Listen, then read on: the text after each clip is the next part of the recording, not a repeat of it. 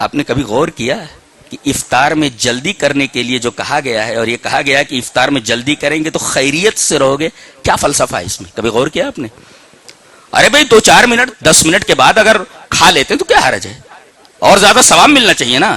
جتنی زیادہ دیر ہوگی اتنی زیادہ ہم روزے میں رہیں گے، اتنا زیادہ ہمیں ثواب ملنا چاہیے. اور یہاں الٹا کہا جا رہا ہے دیر کرو گے تو خیریت نہیں ہے، جلدی کرو گے تو خیریت ہے. غور کیا آپ نے کبھی؟ ایسا کیوں ہے؟ ایسا اس وجہ سے ہے کہ ہم سورہ فاتحہ میں کہتے ہیں کہ اللہ ہمیں منعم علیہم کا راستہ چاہیے. منعم علیہم کون ہے؟ صحابہ ہیں، انبیاء ہیں، جن کے پاس علم بھی تھا، عمل بھی تھا. اس کے بعد کہا ان لوگوں کا راستہ نہیں چاہیے جو مغضوب علیہم ہیں، یعنی یہود ہیں. مغضوب علیہم سے مراد یہود ہیں اور ضالین سے مراد نصارہ ہیں. تو ضالین جو ہیں یہ نصارہ ہیں اور مغضوب علیہم یہود ہیں. یہودی کیا کرتے تھے معلوم ہے؟ وہ بھی روزہ رکھتے تھے، اور وہ لوگ غروب آفتاب کے بعد بھی افطار نہیں کرتے تھے، یہاں تک کہ تارے نظر آنے لگتے تھے اور اس کے بعد وہ افطار کرتے تھے.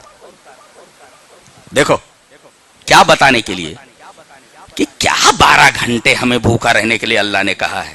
ارے ہمارے اندر تو وہ اسٹیمنا ہے کہ اگر ہم کو 24 گھنٹے بھی اگر ہم کو حکم دے دیا جاتا بھوکے رہنے کا تو ہم بھوکے رہ لیتے. یہ دیکھو یہ عبادت ہے. اللہ نے فرمایا اصل میں عبادت وہ ہے کہ میں کہوں بیٹھ جا تو بیٹھ جا، میں کہوں کھڑا ہو جا تو کھڑا ہو جا. اس کو کہتے اطاعت، اور اسی کا نام ہے رسول کی اتباع. یعنی جب کہا جائے بیٹھ جا تو اب انتظار نہیں کرنا بیٹھنے کا. ایک صحابی ہیں نبی کریم صلی اللہ علیہ وسلم خطبہ دے رہے ہیں اور دوران خطبہ آپ نے ایسے ہی کہا بیٹھ جاؤ. وہ قدم مسجد میں رکھ چکے تھے، غالباً عبداللہ ابن مسعود ہیں، قدم رکھ چکے، وہ وہیں پر بیٹھ گئے، وہ چوکھٹی کے اوپر بیٹھ گئے. حالانکہ ان سے آپ نے نہیں کہا تھا بیٹھ جاؤ، تو دوران خطبہ آپ نے کہا تھا بیٹھ جاؤ.